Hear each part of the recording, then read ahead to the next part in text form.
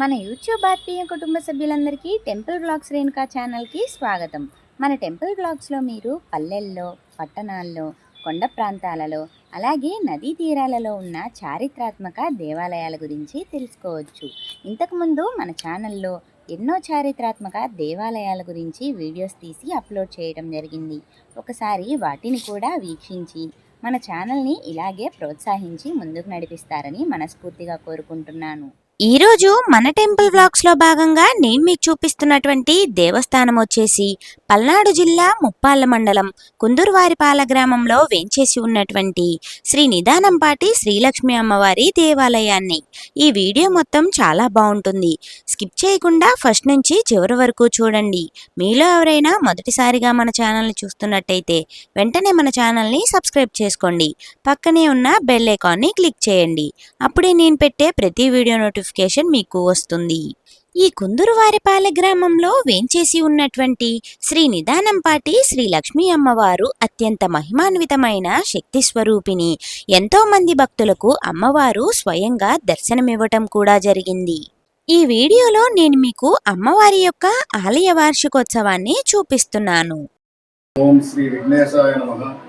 ఓం శ్రీ వెంకటేశాయ నమః. ఓం శ్రీ రామచంద్రమూర్తి నమః. ఓం ఆంజనేయాయ నమః.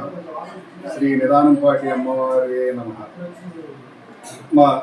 ఇది పల్నాడు జిల్లా ముప్పాళ్ళ మండలంలోని కుందూరువారిపాలెం గ్రామం.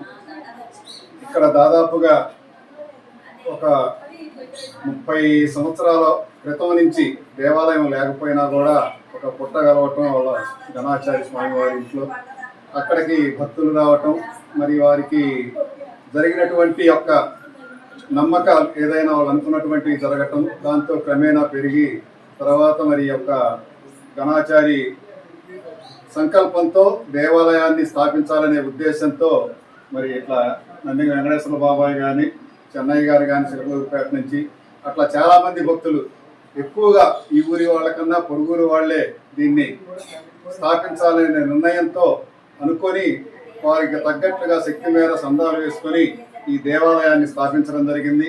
మరి మేము ఎప్పుడు ఈ బజారే కాబట్టి చెన్నయ్య గారిని కానీ, వెంకటేశ్వర గారిని కానీ చూస్తూ ఉంటాం. గుడికి వచ్చి అడిగినప్పుడు మాకు అమ్మవారు ఈ దేవస్థానానికి వచ్చి అనుకున్న మనసులో మాకు నెరవేరుతుంది. అందుకనే మేము ప్రతి వారం కూడా వచ్చేవాళ్ళు. చెన్నయ్య గారు ప్రతి వారం వచ్చి బజారంతా కూడా అమ్మవారి యొక్క దండం పెట్టుకొని అందరికీ కనిపించడంతో ప్రసాదాలు అందించేవారు. అట్లా బాబాయ్ కూడా ప్రతి కార్యక్రమానికి హాజరై ఆయన శక్తి మేర వాళ్ళిద్దరూ కూడా ఈ యొక్క దేవాలయ అభివృద్ధికి ఎంతో సహాయ సహకారాలు అందించారు. వీళ్ళే కాకుండా ఇంకా చాలా మంది ఇతర గ్రామస్తులు ఎక్కువగా ఈ యొక్క నిర్మాణంలో భాగస్వాములైనటువంటి వారికి అలా రాలేదు. మరి తర్వాత ఆ గణాచారి గారి తర్వాత వారి కుమారుడు మల్లేశ్వర స్వామి గారు దీన్ని మరి ఒక దీక్షగా 12 ఏళ్ళు మాలేసుకొని చెప్పాడు మొన్ననే. ఎందుకంటే మా నాన్నగారు అంటే ఆయనకి అంత ఇది గురువు అన్నీ నేర్చుకున్నాడు. ఆయన దగ్గర కథల కానించి స్వామివారి యొక్క లీలలన్నీ తెప్పించుకొని అప్పటి నుంచి ఆ మనసులో పడి వాటిని చేస్తూ ఈ యొక్క దైవ పూజలో నిమగ్నమై చేస్తూ ప్రతి యొక్క వరలక్ష్మి శ్రావణ మాసంలో వచ్చేటువంటి యొక్క వరలక్ష్మి వ్రత రోజున ఇక్కడ చాలా రంగరంగ వైభవంగా బ్రహ్మాండంగా ఇంతకుముందు ఇంకా బాగా జరిగేది. ఆ అమ్మవారికి యొక్క పూజా కార్యక్రమాలు కానీ, భోజన అన్నదానాలు కానీ మరలా ఈ సంవత్సరం అదే స్థాయిలో బ్రహ్మాండంగా మరి యొక్క వెంకటేశ్వర గారు, చెన్నయ్య గారు మెయిన్ వీళ్ళ యొక్క ఆధ్వర్యంలో గ్రామస్తులకి కొంతమంది మరి అంటే మనం అనుకుంటూ ఉంటాం సొంత ఊర్లో ఎవరైనా కొంచెం నమ్మకం తక్కువగానే ఉంటుంది. ఆ యొక్క నమ్మకాలు బయట వారికి మనం ఇంకో గ్రామం వెళ్తాం కానీ మన ఊర్లో మనం వెళ్ళం తొందరగా. ఇంకో గ్రామంలో ఎవరన్నా అక్కడన్నా పుట్ట దగ్గర లేకపోతే ఇంకొక చెబుతున్నారంటే అక్కడ పోయి మనం చెప్పించుకునేటటువంటి ఇది ఉంటుంది. అలా ఈ గ్రామానికి పొరుగురు వాళ్ళు ఎక్కువగా రావటం ఈ దేవాలయానికి జరుగుతూ ఉంది. దాంట్లో భాగంగా ప్రతి శుక్రవారం భజనలు కూడా జరిగేవి. ఈ మధ్య కొంచెం భజనలు తగ్గినాయి. మరలా ఆ యొక్క భజనలన్నీ కూడా ప్రారంభం చిలకల కోటేశ్వరరావు గారి ఆధ్వర్యం అందరూ కూడా మరి దేవాలయాన్ని నమ్మి మరి ఈరోజు త్రిశూలం ఇవ్వటం కానీ, వాళ్ళ అమ్మవారికి వెండి కిరీటం చేయించడం, కిరీటం అనివార్య కారణాల వల్ల ఇంకా రాలేదు. ఇలా చక్కగా గ్రామస్తుల అందరి సహాయ సహకారాలతో ఈ దేవాలయం ముందు ముందు అభివృద్ధి చెందాలని, భక్తజనుల కోరికలను తీర్చే కల్పవల్లిగా ఆ అమ్మవారు వెలుగొంది అందరికీ కూడా గ్రామాన్ని పాడి పంటలతో ఆయురారోగ్యాలతో ఉండే విధంగా చల్లగా దీవించాలని కోటేశ్వరస్వామి ఇలా మరి వీళ్ళు కూడా ఎంతో సహాయ సహకారాలు అందిస్తున్నారు దేవాలయానికి. మన యొక్క వయసు సోదరులు ఈ ఊర్లో వారందరినీ కూడా తల్లి ప్రతి ఒక్కరిని కూడా మరి ఇంత శ్రమ వచ్చి ఎంతో దూరం నుంచి వచ్చి కూడా 3-4 రోజులు వారం రోజుల పాటు ఇక్కడ ఉండి ఈ దేవాలయ అభివృద్ధి కృషి చేస్తున్నటువంటి చుట్టుపక్కల గ్రామాల నుంచి వచ్చినటువంటి ప్రతి ఒక్కరిని కూడా అమ్మవారు చల్లగా చూడాలని కోరుకుంటూ, మరి యొక్క ఆలయ చరిత్ర అంటే మరి ఇలా జరుగుతుందంటే కొన్ని నమ్మకాలు, కొంతమంది యొక్క కోరికలు తీరటం వల్లనే వారు చేయగలుగుతున్నారు. మరి అలా దాదాపుగా 1500 మందికి అన్నదానం చేస్తున్నారంటే మనం సహజంగా మానవులుగా ఎవరైనా ఆలోచించినట్లయితే మనకి ఏదో ఒకటి అమ్మవారి యొక్క అనుగ్రహం వల్ల మనం సిద్ధించింది ఇది అనుకున్నప్పుడు మాత్రమే చేయగలం. అలా చేస్తున్నారని మరి నిదర్శనమే మరి యొక్క చెన్నయ్య గారి కార్యక్రమాలు ఏర్పాటు చేయడానికి. అట్లా నమ్మి చేసేటువంటి వాళ్ళకి మరి అనుభవాలు చెప్పారు స్వామి గణాచారి గారు, మాకు ఇట్లా జరిగినాయి అని. అలా దేవుణ్ణి ఏ దేవుడైనా సరే మా లెక్కలో అయితే ఒక దేవత ఒక దేవుడు గొప్ప ఎక్కువ తక్కువ కాదు, మతం తక్కువ ఎక్కువ కాదు. ఏ దేవుడిని నమ్మినా ఒక దైవం మాత్రం కంపల్సరీ ఉన్నాడు. ఆ దేవుడిని నమ్మినటువంటి వాళ్ళకి మంచి తప్పనిసరిగా జరుగుతుందని మీ యూట్యూబ్ వాళ్ళకి నేను వెంకటేశ్వర స్వామి గుడి ఎప్పుడు కూడా చెప్పాను.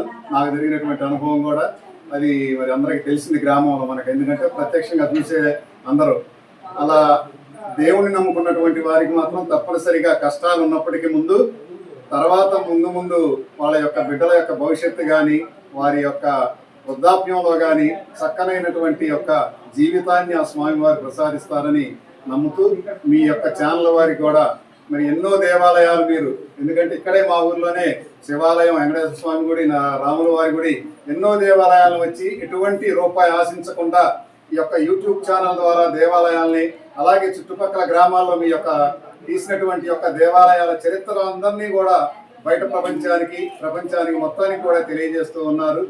అలాంటి యొక్క మీకు కూడా అమ్మవారు ఎల్లవేళల ఆయురారోగ్యాలు అష్టైశ్వర్యాలు ఇచ్చి ఇంకా మంచి ప్రపంచంలో కానీ రాష్ట్రంలో కానీ ప్రపంచ స్థాయిలో వెళ్ళలేకపోయినా కనీసం రాష్ట్ర స్థాయి దేశ స్థాయిలో ఉన్నటువంటి యొక్క దేవాలయాల చరిత్రలన్నింటినీ కూడా అందరికీ అందించి ఆ స్వామివార్ల వల్ల జరిగేటటువంటి యొక్క మంచిని మీ ఛానల్ ద్వారా 10 మందికి తెలియజేసి ప్రజల్ని ఉత్తేజితులుగా భక్తజన సందోహంగా మార్చి హిందూ మత అభివృద్ధికై మీరు చేస్తున్నటువంటి కృషికి మా గ్రామం తరఫున, మరి యొక్క దేవాలయ గణాచారి గారి తరఫున, వెంకటేశ్వర గారు, చెన్నయ్య గారి తరఫున, అందరి తరఫున కూడా ధన్యవాదాలు తెలియజేస్తూ మీకు ఆయురారోగ్యాలు అష్టైశ్వర్యాలు అని కోరుకుంటూ, ఓం నమో శ్రీ వెంకటేశాయ నమః, ఓం శ్రీ లక్ష్మీదేవియే నమః, శ్రీ నిదానంపాటి అమ్మవారికి జై, శ్రీ నిదానంపాటి అమ్మవారికి జై, శ్రీ నిదానంపాటి అమ్మవారికి జై.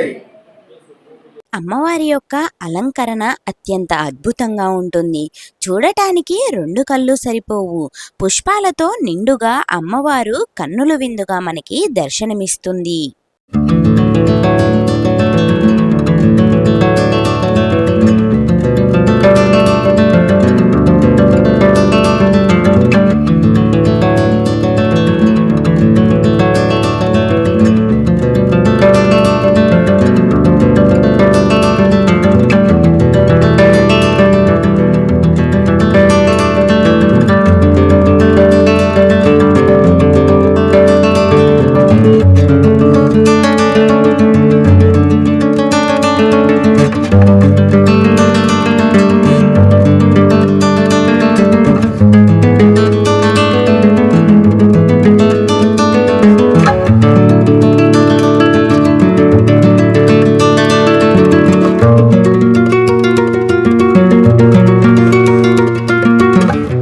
అమ్మవారి యొక్క ఆలయ వార్షికోత్సవ కార్యక్రమంలో పాల్గొన్నటువంటి వేలాది మంది భక్తులకు అన్నదాన కార్యక్రమం జరిగింది. ప్రతి సంవత్సరం ఇదే విధంగా అమ్మవారి యొక్క వార్షికోత్సవాలు అత్యంత వైభవంగా నిర్వహిస్తూ ఉంటారు. శ్రీ నిదానంపాటి శ్రీ లక్ష్మీ అమ్మవారిని ఈ వీడియో ద్వారా మీరు కూడా దర్శించుకున్నారు కదా. ఈ వీడియో మీకు ఎలా అనిపించిందో కామెంట్ చేయండి. వీడియో నచ్చితే లైక్ చేసి షేర్ చేయండి. ఇలాంటి మరెన్నో దేవాలయాల వీడియోస్ కోసం వెంటనే మన ఛానల్ని సబ్స్క్రైబ్ చేసుకోండి. పక్కనే ఉన్న బెల్ ఐకాన్ని యాక్టివేట్ చేయండి. అప్పుడే నేను పెట్టే ప్రతి వీడియో నోటిఫికేషన్ మీకు కూడా వస్తుంది. ఈ వీడియోని మీ బంధుమిత్రులందరికీ షేర్ చేయండి. వారు కూడా అమ్మవారిని దర్శించుకుంటారు.